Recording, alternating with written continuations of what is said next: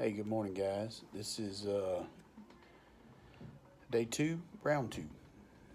Um, so, out the gate, exhausted, flipping exhausted. Didn't get a lot of sleep. Yesterday they sent me with, I get a lot of chemo throughout the day and different medicines, pre-treatment, this, that, and the other. So yesterday I was loaded up with a couple of IVs of steroids, and then I have to go home and take. I think I started 5 pills, 4 pills yesterday afternoon. I think it was 5 pills, and then it tapers down.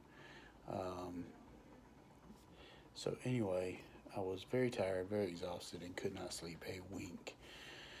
And then we had to be at it first thing this morning.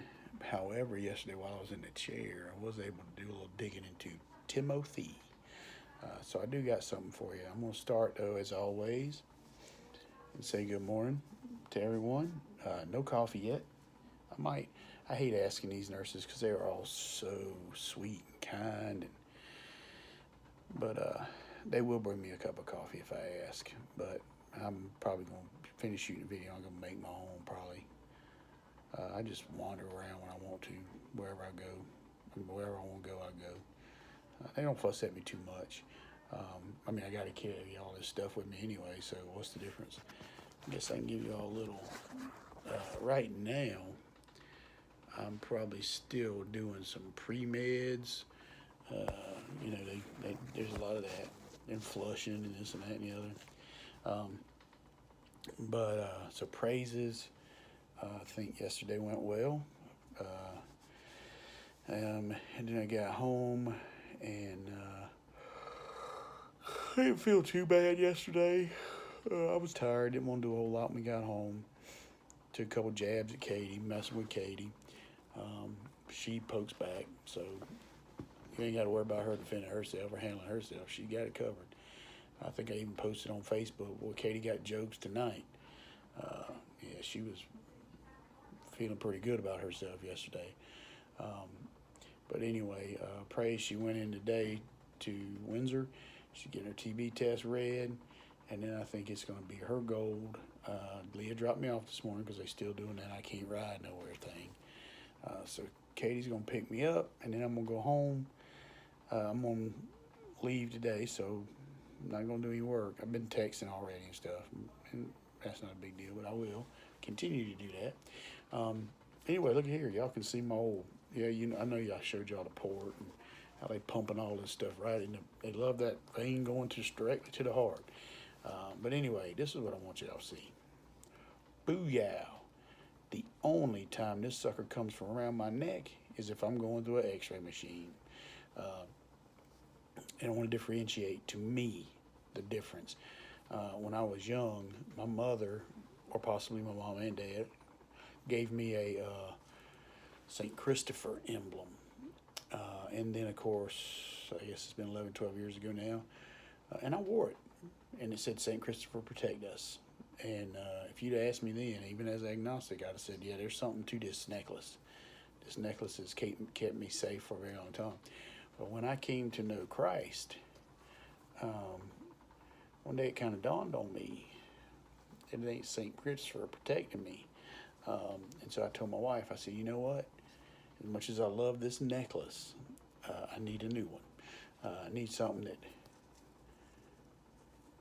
lets everybody know who's protecting me.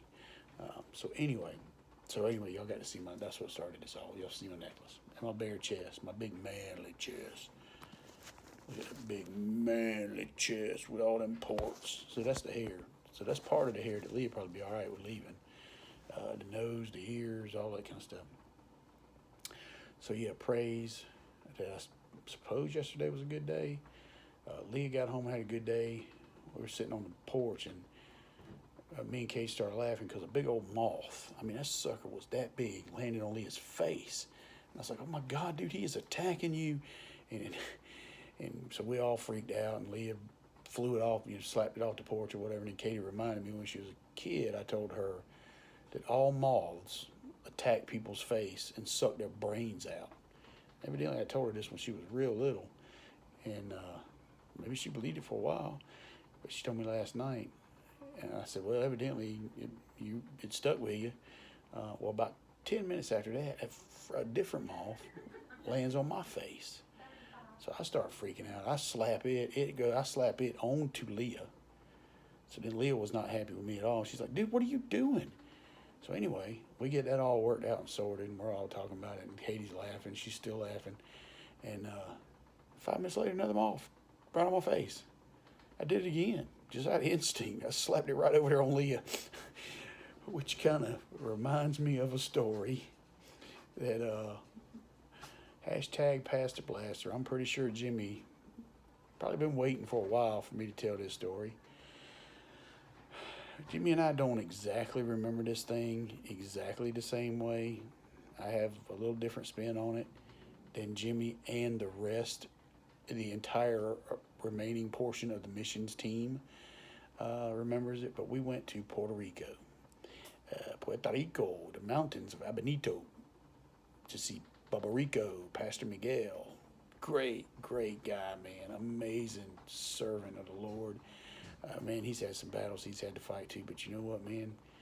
I draw a lot of inspiration from that dude because he went through some very, very tough stuff, and he always kept his eye on the prize, kept one foot in front of the other. But anyway, so we were over there, and he also taught me, oh man, yo soy es tu padre. That's we watched Star Wars in Spanish. I mean, you know, over there that's what they do, and he's bilingual. He can get it quick. And me and Jimmy were sitting there watching Star Wars, and we're like, "How do you say that?" How in English? That's where Darth Vader said, "I am your father. Yo soy tu padre."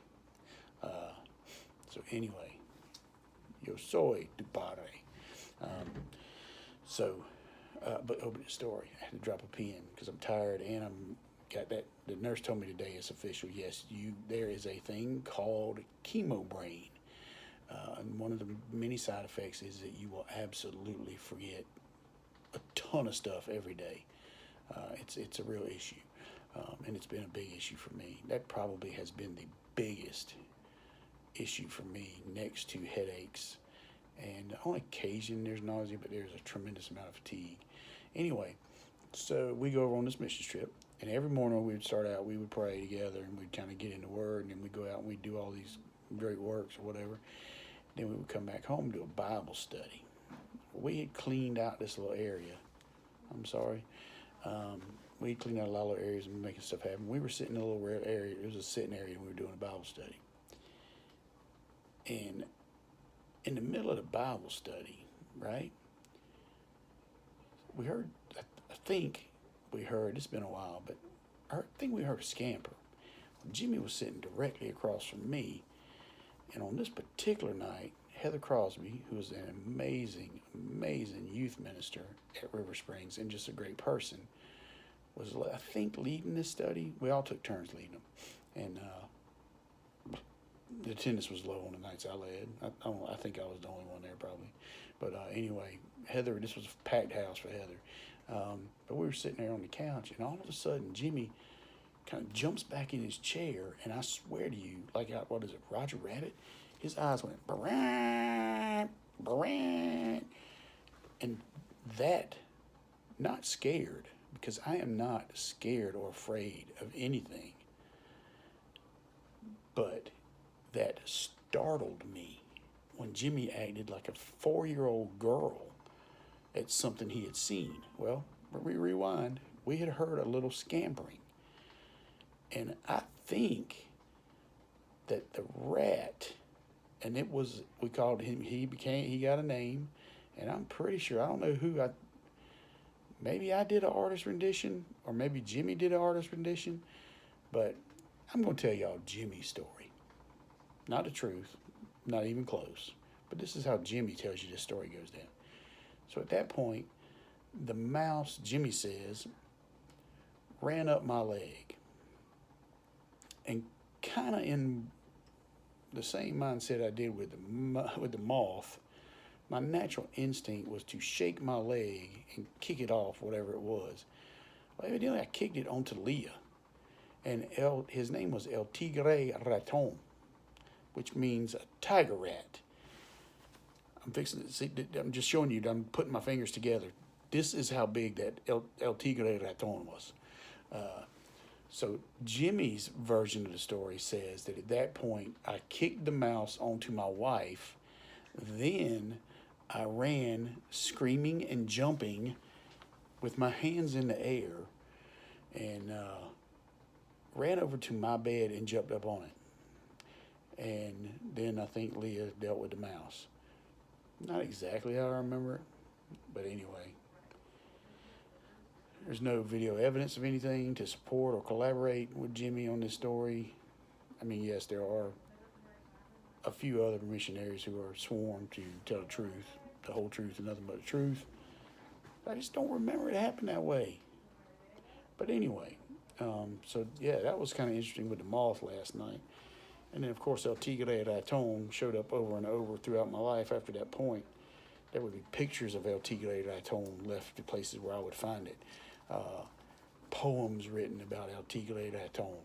And I'm pretty sure in Puerto Rico, in the mountains of Abenito, Bubba Rico probably still tells stories of El Tigre Raton.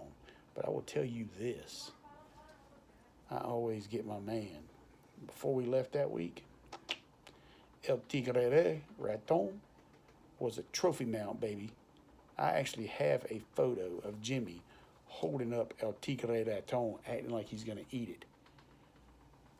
Enormous. Enormous. It's probably some other species. It's probably not really even a rat. It's probably some other hideous, demonic creature. But anyway, with that being said, so we had the moth situation. Cage full of jokes. We're sitting on the porch. Praise for that quality time we had. Then I was able to go in and muscle up some grub. And then the girls were still up because I think I love my girls.